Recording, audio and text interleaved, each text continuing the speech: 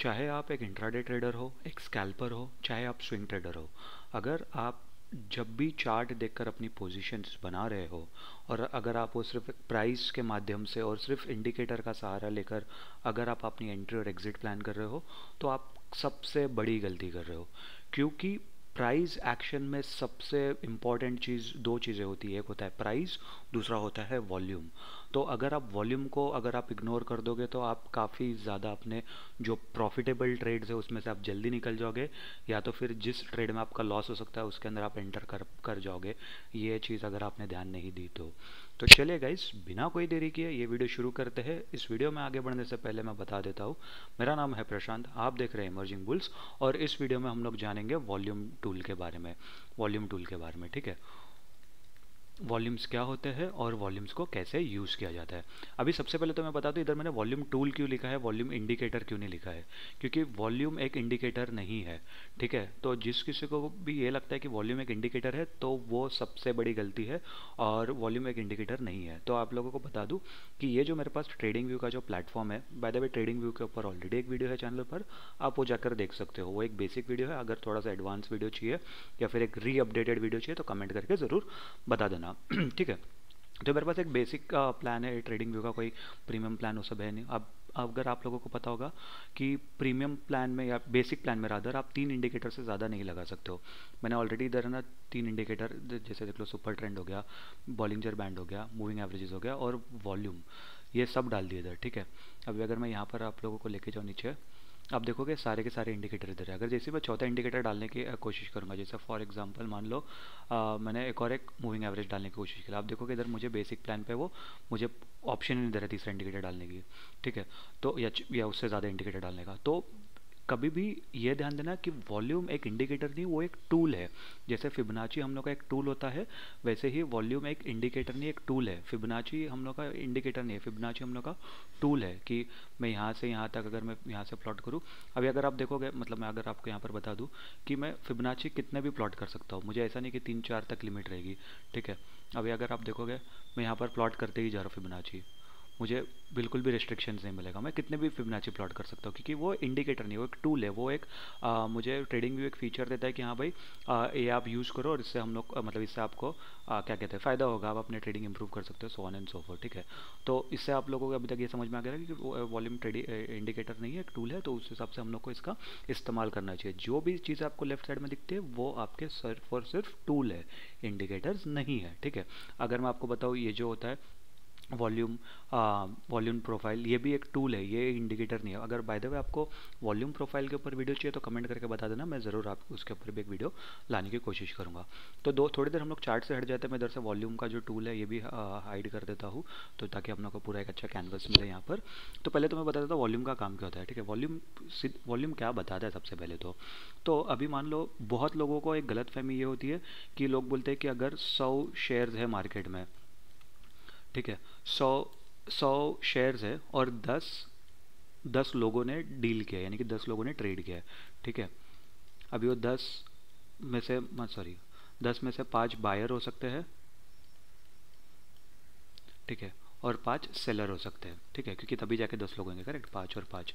तो कितने लोगों को ये लगता है कि ये सिर्फ 5, अभी मतलब 5 बायर है और 5 सेलर है, यानी कि 5 ट्रेड हुई है, करेक्ट, ठीक है। क्योंकि एक बंदे ने बाय किया तभी दूसरे ने जाके सेल किया, ठीक है। तो लोगों को लगता है कि ये 5, मतलब 5 लोगों ने किया तो ये जो वॉल्यूम आएगी वो 5 आएगी, ठीक है। काफ़ी लोगों को ये लगता है। काफ़ी लोगों को ये भी लगता है कि 10 लोग थे, क्योंकि 5 बायर थे और 5 सेलर थे, तो जो वॉल्यूम है वो 10 हो जाएगा, ठीक है। लेकिन ये भी गलत है। कैसा होता है ना कि जितने शेयर्स एक्सचेंज हुए, ठीक है, वॉल्यूम का सीधा सीधा फॉर्मूला या डेफिनेशन क्या है, एक्सचेंज एक्सचेंज ऑफ हैंड्स, ठीक है। एक्सचेंज ऑफ हैंड्स, अभी किसका एक्सचेंज ऑफ हैंड्स हो रहा है, शेयर्स का एक्सचेंज हो रहा है, करेक्ट। हम लोग स्टॉक एक्सचेंज में हम लोग क्या एक्सचेंज करते हैं, स्टॉक एक्सचेंज करते हैं, करेक्ट। तो अभी कितने स्टॉक के हैंड्स एक्सचेंज हुए वो डिटरमाइन करता है वॉल्यूम क्या होता है, ठीक है। ये जो ऊपर लिखा है ना 245.3 के, ठीक है, यानी कि 2.5 लाख शेयर्स वो मतलब किसने बाय और सेल करे। अभी मान लो ऐसा हो सकता है सिचुएशन कि बायर एक ही है, एक बायर है जिसके पास 1000 शेयर्स है, ठीक है। कोई भी कंपनी की बात कर लेते हैं, ABC कंपनी, ठीक है। एबीसी कंपनी के 1000 शेयर्स है। अभी सेलर्स मार्केट में 10 सेलर है, ठीक है, बट वो बाय और जो 10 सेलर्स है वो लोग को 1000 शेयर नहीं खरीदने, वो लोग के पास उतने पैसे नहीं है या वो लोग की रिक्वायरमेंट नहीं है। मान लो एक एक बायर है, एक सेलर है, सॉरी हाँ, एक एक सेलर है जिसको जिसको क्या कहते हैं, जिसको 100 शेयर्स अपने बेचने हैं। दूसरा सेलर है जिसको अपने 200 शेयर्स बेचने हैं, ठीक है। तीसरा सेलर है जिसको अपने 400 शेयर्स बेचने हैं। पांचवा है जिसके पास 50 शेयर्स है बेचने के लिए। छठा है उसके पास भी और 50 शेयर्स है, ठीक है। ऐसा करते करते 800 शेयर्स कुछ हो गया, और भी 200 शेयर्स कहीं ना कहीं से आगे बेचने के लिए। और ये बायर खड़ा है, या इसको 1000 शेयर्स खरीदने हैं, ठीक है। मैंने शायद इधर बेचना बोल दिया था, बट खरीदने उसको। तो अब ये इतने लोगों ने कितने शेयर्स बेचे बायर को और बायर ने कितने शेयर्स खरीदे वो बताता है वॉल्यूम। तो अभी इसके अंदर कितने एक्सचेंज हुए, ये 800 और 200 1000 हो गए। ये 1000 शेयर्स बेचा और खरीदा किसने, एक बायर ने, ठीक है। अभी इसके अंदर मान लो ये 10 पार्टी ने मिलकर 1000 शेयर्स बेचा है और ये एक ही पार्टी ने मिलकर अकेले ने पूरा खरीद लिया। तो इसका ये मतलब नहीं कि 11 क्या बोलते हैं 11 लोग पार्टिसिपेंट थे तो इसीलिए 11 का वॉल्यूम हो गया, ठीक है। या फिर अगर 11 बार ट्रेड हुआ है या 20 बार ट्रेड हुआ तो 20 का वॉल्यूम हो गया, ठीक है। वो गलत है, वो बिल्कुल भी गलत है। कितने शेयर्स एक्सचेंज हुए वो बताता है वॉल्यूम की, ठीक है। तो अगर जितने ज़्यादा वॉल्यूम्स हुए तो उतने ज़्यादा एक्सचेंज हुआ है, सिंपल सा तरीका है। अभी वॉल्यूम आपका फ़ायदा कैसे करा सकता है, मान लो काफ़ी बार ये होता है, अगर आपके साथ ये हुआ है तो कमेंट करके ज़रूर बताना कि मान लो यहाँ पर एक रेंज है, ठीक है, सपोर्ट एंड रेजिस्टेंस आपने ड्रॉ किया है। यहाँ पर आप देखते हो यहाँ पर एक अच्छा खासा ब्रेकआउट हुआ है, आपने यहाँ कहीं पर अपनी एंट्री बना ली, ठीक है। यहाँ कहीं पर अपनी एंट्री बना ली, जैसे आपने एंट्री बनाई यहाँ पर का स्टॉप लॉस रखा, 5-10 मिनट बाद या 1 घंटे बाद जैसे आप देखते हो वैसे आपका स्टॉप लॉस हिट हो जाता है और फिर वापस वो जो अपना एक रेंज में था उसमें आके फंस जाता है, ठीक है। या तो फिर काफ़ी बार ऐसा होता है कि मान लो एक पुराना अच्छा खासा लेवल था जिसका एक अच्छा खासा इधर एक चार्ट पैटर्न बन के ब्रेकआउट हुआ, आपने बोला कि इधर चार्ट पैटर्न भी बन गया, छोटा स्टॉप लॉस भी मिल गया, मैं यहाँ का स्टॉप लॉस रख के यहाँ पर एंट्री बना लूँगा और यहाँ कहीं का प्राइस मतलब जो भी है एग्जिट कर लूँगा, प्रॉफिट बुकिंग कर लूँगा।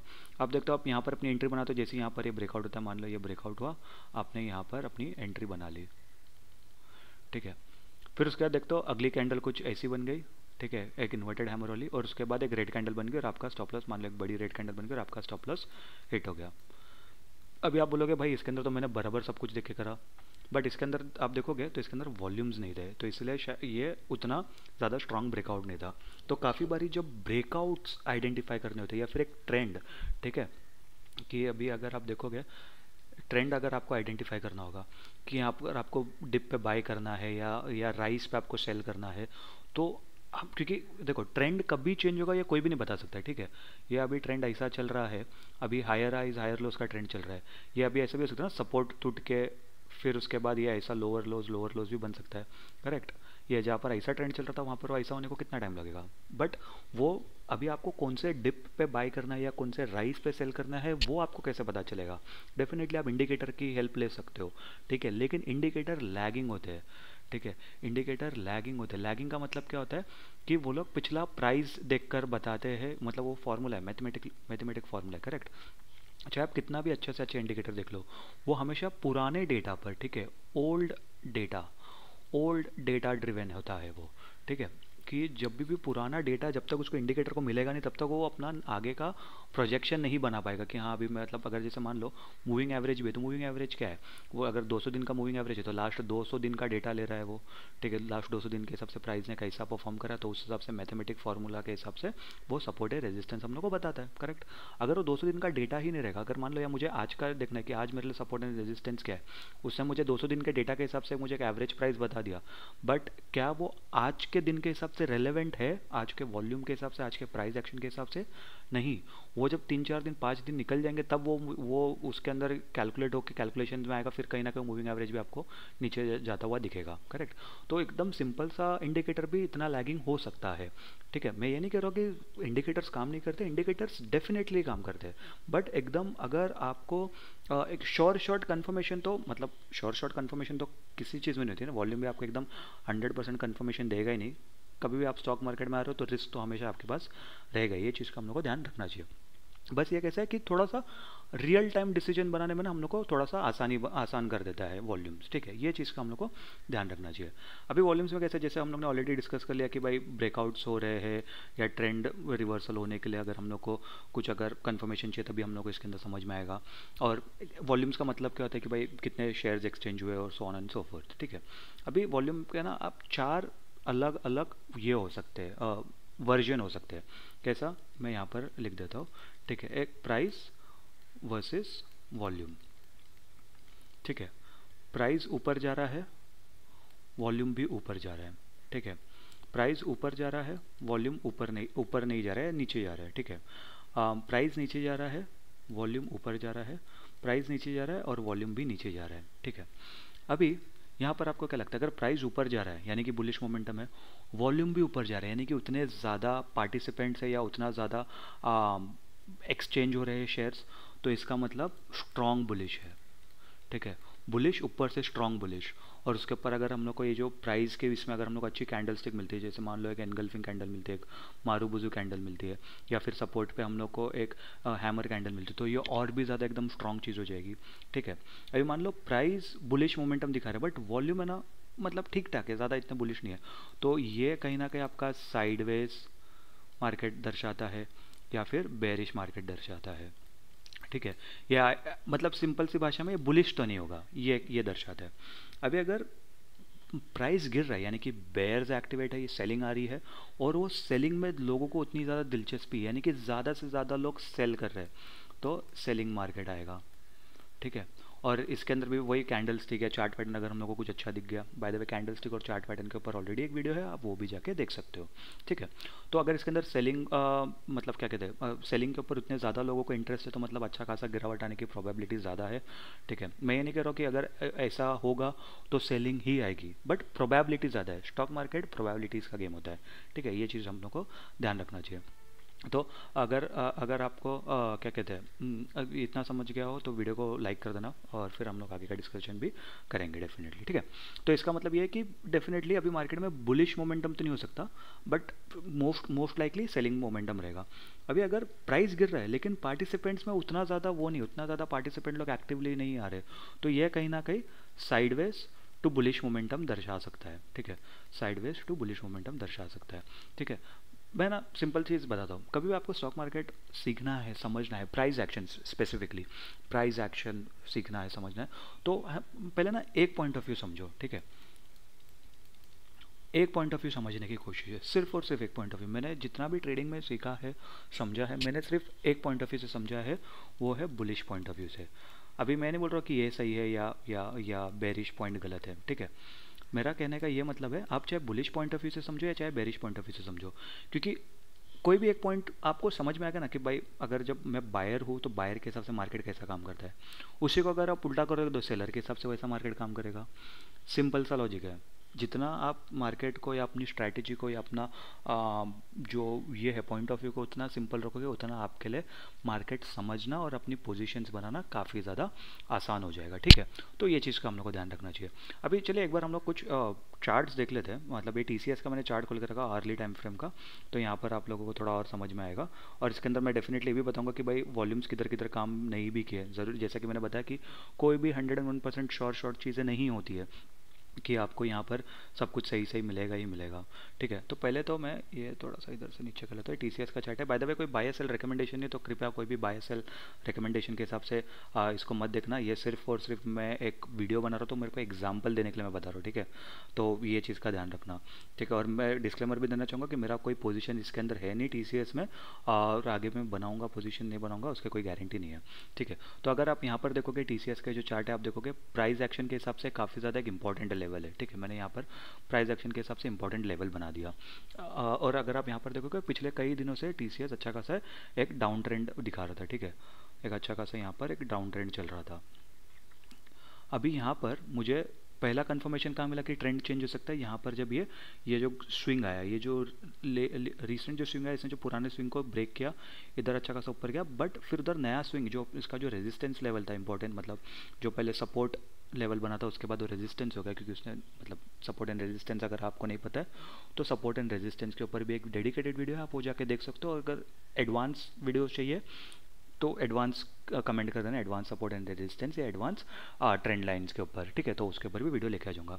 तो यहाँ पर ये जो रेजिस्टेंस हो गया, बट इसने रेजिस्टेंस को भी ब्रेक नहीं कर पाया। बट अगर आप देखोगे वापस इसने कहीं ना कहीं अपना एक ट्रेंड चेंज किया, दूसरा साइन बताया ट्रेंड चेंज करने का अभी। लेकिन जब अगर कोई भी बंदा, अगर आप देखोगे कोई भी बंदा अगर टीसीएस को यहाँ से देखता हुआ आ रहा है, ठीक है, मैं डेली टाइम फ्रेम पर लेके जाऊँगा। अगर अगर डेली टाइम फ्रेम पे टीसीएस को कोई यहाँ से देख रहा है, जो कि 4,500 के आसपास का प्राइस था, ठीक है, हाँ 4,600 के आसपास का प्राइस था, और अगर वो यहाँ पर अगर देख रहा है 4,200 पर, तो वो लोग को उतना कन्विक्शन आएगा नहीं, या उतना भरोसा नहीं आएगा कि क्या पता यहाँ से मार्केट घूम सकता है या नहीं घूम सकता है। अभी आप देखोगे करंट मार्केट प्राइस इसका वापस 4,500 के आसपास आ गया है, ठीक है। लेकिन आप यहाँ पर गौर करना, यहाँ पर आप देखोगे जब ये ब्रेकआउट हुआ, ठीक है, ये ब्रेकआउट जब हुआ तो साथ ही साथ आप देखो इधर इसमें वॉल्यूम्स भी कितने अच्छे बन रहे थे, ठीक है। ये जो ब्रेकआउट हुआ उधर वॉल्यूम्स भी कितने अच्छे बने, और जब यहाँ पर देखो जब ये मार्केट गिर रहा था, ठीक है, जो पुल बैक पीरियड आया तो उधर वॉल्यूम्स देखो कितने कम है। समझ रहे हो कि यहाँ पर प्राइस भले से गिर रहा है लेकिन मार्केट पार्टिसिपेंट उतने ज़्यादा नहीं है जितने जब मार्केट चढ़ रहा था तब पार्टिसिपेंट ज़्यादा थे। अभी आप देखोगे वापस यहाँ पर इसने रीटेस्ट करा, ठीक है। और ऊपर से एक और एक चीज़ बताओ, ये एक ट्रिपल कन्फर्मेशन है, ट्रिपल स्टार ट्रेडिंग सेटअप है, बताता हूँ आपको। यहाँ पर एक ये एक ऐसा सपोर्ट एंड रेजिस्टेंस था, मार्केट अच्छा खासा परफॉर्म करा, यहाँ पर आ गया और उसके बाद यहाँ पर सपोर्ट ले रहा था, एक डाउन ट्रेंड में चल रहा था, ये सपोर्ट को ब्रेक करा, यहाँ पर रेजिस्टेंस लिया और फिर यहाँ पर से एक inverted head and shoulder type pattern बनाया, ठीक है। ट्रेंड रिवर्सल हो रहा है, यहाँ पर एक ट्रेंड लाइन जैसे अगर आप यहाँ पर देखोगे एक ट्रेंड रिवर्सल हो रहा है, तो एक छोटे टाइम फ्रेम पर आप देखोगे एक असेंडिंग ट्रायंगल पैटर्न है, जैसा कि मैंने बताया चार्ट पैटर्न के ऊपर ऑलरेडी एक वीडियो आप जाकर देख सकते हो, आपको ज़्यादा अच्छे से समझ में आएगा, ठीक है। तो आप देखोगे यहाँ पर ट्रेंड रिवर्सल भी दिख रहा है हम लोग को, चार्ट पैटर्न तो दिख ही रहा है, साथ ही साथ वॉल्यूम्स भी है, ठीक है। और अगर एक और एक कंफर्मेशन चाहिए तो भाई ब्रेकआउट के बाद यहाँ पर वापस रीटेस्ट करके वापस अभी ऊपर जा रहा है, और जो जो रीसेंट हाई था उसको भी ब्रेक करके और उसका भी रीटेस्ट करके ऊपर जा रहा है, और उस रीटेस्ट में भी वॉल्यूम्स आप देखो कितने ज़्यादा हाई है, ठीक है।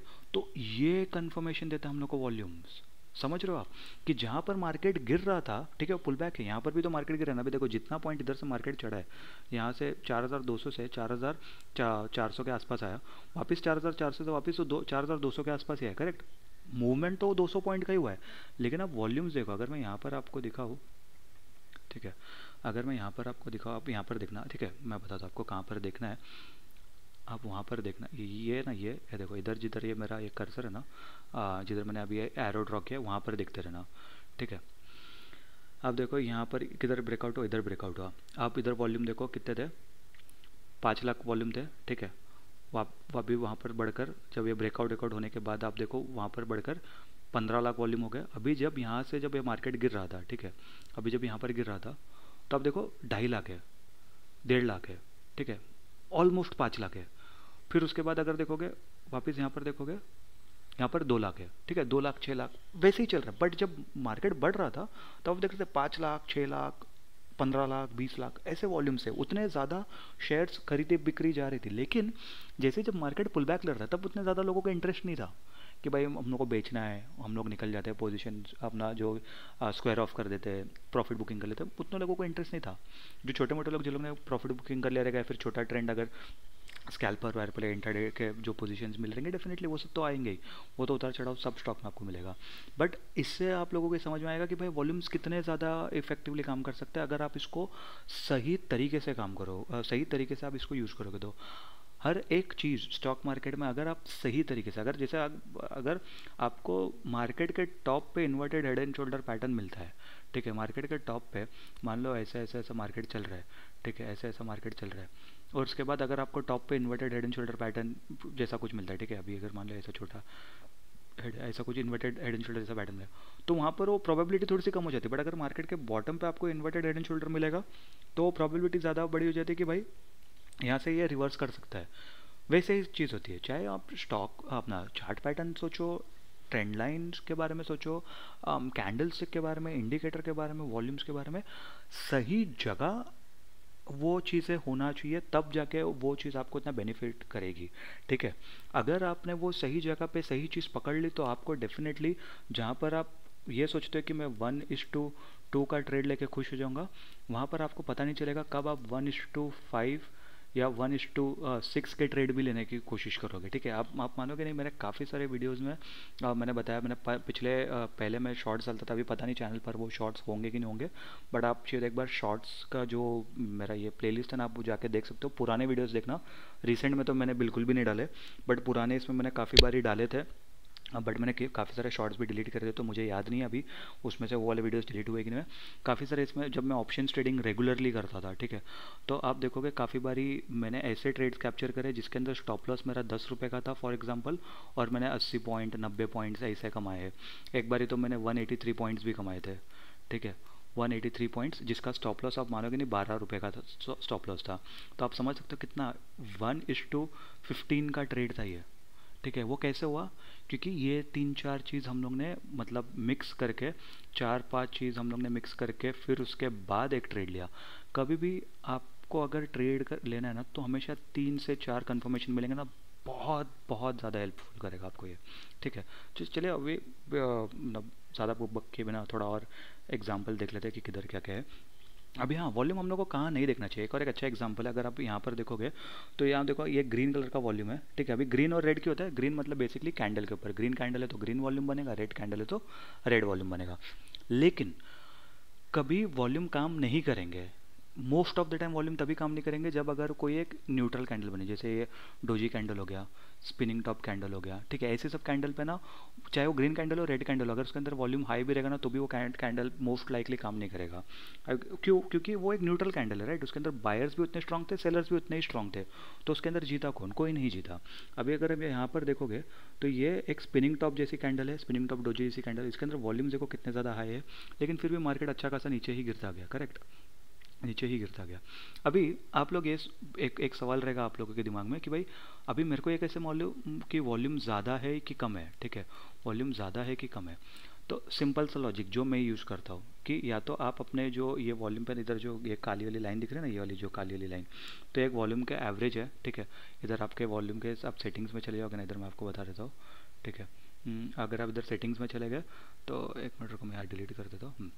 अगर आप इधर सेटिंग्स में चले गए, इधर देखोगे MA20 लाइन, तो ये पिछले 20 दिन की वॉल्यूम का मूविंग एवरेज काउंट करता है। अगर आपको ये भी नहीं करना है, सिंपल सा लॉजिक है, सिर्फ आप पिछले वॉल्यूम्स, पिछले 10-15 दिन के या पिछले 20-25 बार्स के, ठीक है। अभी जैसे 1 घंटे का वो है तो 1 घंटे की एक कैंडल है, करेक्ट, तो ये पिछले 20 घंटे की कैंडल्स का डेटा चेक करेगा। अगर मैं डेली टाइम फ्रेम पर ले लूँगा तो पिछले 20 दिन का वॉल्यूम्स चेक करेगा वो, तो ये उस हिसाब से था। तो पिछले जितने मतलब पिछले 15-20 कैंडल के वॉल्यूम्स अगर छोटे छोटे हैं और उसके बाद एक बड़ा वॉल्यूम बन रहा है, तो फिर आप सकते हो कि हाँ भाई वॉल्यूम ज़्यादा अच्छा है, या जितना एवरेज है उससे ज़्यादा अच्छा चल रहा है। जैसे कि एक एग्जांपल बताता हूँ, आप देखोगे कि इधर से इधर तक वॉल्यूम्स काफ़ी ज़्यादा एक ये इसका हाईएस्ट वॉल्यूम था, ठीक है। जैसे मान लो फॉर एग्जांपल इधर से इधर तक में सबसे हाईएस्ट वॉल्यूम ये था, तो जब ये वाला वॉल्यूम बना, ठीक है, आप देखोगे उसी टाइम पे कितना बड़ा एक गैप डाउन हुआ और अच्छा खासा एक क्या बोलते हैं सेलिंग आई, ठीक है। उसके बाद यहाँ पर जब ये वापस आया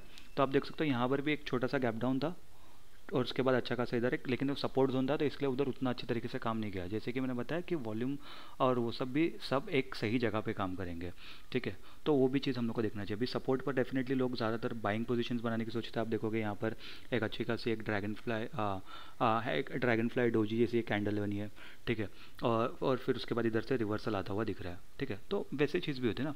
अभी आप यहाँ पर देखो, यहाँ पर एक इंपॉर्टेंट रेजिस्टेंस था, इसी रेजिस्टेंस के आसपास ही मैंने शायद से इस पे अपने चैनल पे वीडियो भी डाला था कि ये मल्टी ईयर ब्रेकआउट दे सकता है, शायद से मुझे याद नहीं आ रहा है, बट करेक्ट करना कमेंट करके आप। तो अब यहाँ पर देखोगे यहाँ पर कितने अच्छे वॉल्यूम्स थे और कैंडल भी कितनी अच्छी थी, और उसके बाद आप देखो कितना अच्छा यहाँ पर से मोमेंटम मिला। उस टाइम पे मार्केट का प्राइस कितना चल रहा था, ये 4000, एक सेकेंड अगर मैं आपको यहाँ पर बताऊँ तो ये जो प्राइस चल रहा था 4170, अभी ये बढ़कर कितना हो गया था 4600 के आसपास, मतलब 10-11% का मूव तो इसने तभी दे दिया था। अब देखो कि डेली टाइम फ्रेम के हिसाब से मतलब कितना, ये कभी की कैंडल बनी थी 15 जुलाई और यहाँ पर सितंबर, 2 महीने के अंदर 10-11% आपको मतलब आपको मिला नहीं मिला वो बात की बात है, बट मूव कैप्चर हुआ है, करेक्ट, वो चीज़ की बात है। अगर यहाँ पर अगर एक और एक चीज़ देखो, अगर मैं वीकली टाइम फ्रेम पर देखता हूँ और बड़े टाइम फ्रेम पर, ठीक है, तो बड़े टाइम फ्रेम पर अगर आप देखो, वैसे वॉल्यूम्स इंडिकेटर सब कुछ है ना हर एक टाइम फ्रेम पर काम करते हैं, बस अपने को यूज़ करना आना चाहिए, ठीक है। एक बार आप यूज़ करना सीख गए ना तो भाई बहुत ही बढ़िया चीज़ हो जाती है। अभी आप यहाँ पर देखो, आप खुद ही कमेंट करके बताना कि आपको क्या लगता है कि आने वाले टाइम में टीसीएस में क्या हो सकता है, ठीक है। अगेन जैसे कि मैंने पहले कहा कि कोई भी बाय सेल रिकमेंडेशन नहीं है। सबसे पहले तो आप यहाँ पर देखो कि ये जो एक ये है, अभी इतने दिन के एवरेज में ये अच्छा वॉल्यूम था, ठीक है। अभी इसके ऊपर वाली कैंडल देखो, ठीक है, ये वाली कैंडल है, इतनी बड़ी कैंडल, अच्छा खासा उसके अंदर जब यहाँ पर से जब मार्केट गिर रहा था तो आप देखो कितनी छोटी छोटी 3 दिन की कैंडल बनी है। फिर उसके बाद अच्छा खासा मूवमेंट आया, ठीक है। यहाँ पर एक अच्छा खासा ट्रेंड लाइन के सहारे ऊपर की तरफ जा रहा है, ये चीज़ ध्यान दो, ठीक है। फिर उसके बाद अगर आप यहाँ पर देखोगे ये जो बड़ी रेड कैंडल बनी है तो उधर उधर रेड कैंडल में भी अच्छा खासा सेलिंग आया था, और उस टाइम के लिए डेफिनेटली उसके अंदर एक ट्रेंड रिवर्सल शो करके अच्छा खासा उसके अंदर गिरावट भी आई थी। लेकिन जब ये वाली कैंडल बनी है, जो कि ये वाली मतलब ये सॉरी ये वाली वॉल्यूम जो बार बनी है, जो इधर ये 2-3 कैंडल बनी है, उसके बाद आप देख सकते हो कितना अच्छे से जा रहा है। लेकिन अभी जब वापस यहाँ पर जब प्राइस गिर रहा है तो वॉल्यूम्स भी गिर रहा है, ठीक है। और जब प्राइस बढ़ रहा है तो आप देखोगे धीरे धीरे वापस वो एक एवरेज के पास ही आ रहा है वॉल्यूम्स। अभी जब ब्रेकआउट होगा, जब भी ये ब्रेकआउट होगा और अगर वहाँ पर हम लोग को मान लो कि कैसे बड़ा वॉल्यूम एक मिल जाता है, ठीक है, मान लो एक ऐसा ऐसा कुछ एक वॉल्यूम मिल जाता है हम लोग को, और यहाँ पर एक अच्छी सी बड़ी सी ग्रीन कैंडल बन जाती है, तो फिर वो ब्रेकआउट और ज़्यादा कन्फर्मेशन दे सकता है हम लोग को, करेक्ट।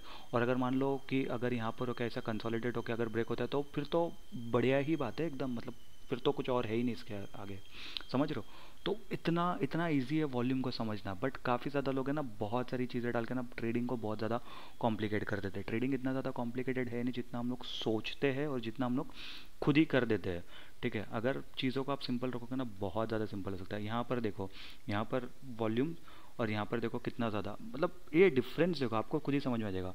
वॉल्यूम की बार देखो कितनी बड़ी वॉल्यूम की बार है, कैंडल डेफिनेटली बड़ी है, लेकिन जब यहाँ पर ये जो एक प्राइस गिर रहा था एक रेंज में था, उधर वॉल्यूम भी कंसोलिडेट कर रहा है, करेक्ट। फिर उसके बाद ये वॉल्यूम देखो और इधर देखो फिर गैप ऑफ ओपनिंग आया, फिर उसके बाद प्राइस एक कंसोलिडेट किया, वॉल्यूम्स कम हुए, ग्रीन कैंडल वापस वॉल्यूम आया और फिर वापस इधर बढ़ता गया। यहाँ पर जब एक गिरावट आई, ये जो हम लोग ने ऑलरेडी डिस्कस कर था कि गैप डाउन ओपनिंग हुआ था, ठीक है। कितना ज़्यादा अच्छे तरीके से काम करता है, सिर्फ अपने को यूज़ करना आना चाहिए, ठीक है। यहाँ पर देखो, अगर आप यहाँ पर देखोगे मैं आपको बताता हूँ, ठीक है। अभी जैसे एक एग्जांपल बताता हूँ जहाँ पर वॉल्यूम ने काम नहीं किया, ठीक है। अभी जैसे आप देखोगे यहाँ पर से काफ़ी टाइम तक वॉल्यूम एक हिसाब में फ्लैट ही थे, ठीक है, एक फ्लैट वॉल्यूम थे, और प्राइस यहाँ से यहाँ तक ऊपर तक आ गया, डेफिनेटली इतना ऊपर आया, बट फिर भी वॉल्यूम्स में ठीक ठाक से ही आ रहा था। जहाँ पर प्राइस बढ़ रहा था वॉल्यूम इतना ज़्यादा नहीं बढ़ रहा था, मतलब इक्वल के हिसाब से था या फिर नीचे था, ठीक है। यहाँ पर आप देखोगे वॉल्यूम्स काफ़ी ज़्यादा बड़ा है, लेकिन ये जो कैंडल है, ठीक है, ये कैंडल डोजी कैंडल है जहाँ पर वॉल्यूम ने डेफिनेटली काम नहीं किया, क्योंकि जैसे कि मैंने कहा कि अगर डोजी कैंडल या स्पिनिंग टॉप कैंडल, ठीक है, डोजी या स्पिनिंग टॉप कैंडल अगर बनेगी वहाँ आपको ये समझ में आया होगा। आई होप आपको वीडियो अच्छी लगी रहेगी। वीडियो अच्छी लग रहेगी तो वीडियो को लाइक कर देना, कमेंट कर देना, सब्सक्राइब कर देना, बेल नोटिफिकेशन दबा देना, दोस्तों के साथ रिलेटिव के साथ सबके साथ वीडियो शेयर कर दो। मैं मिलता हूँ आपसे अगले वीडियो में, तब तक के लिए गुड बाय।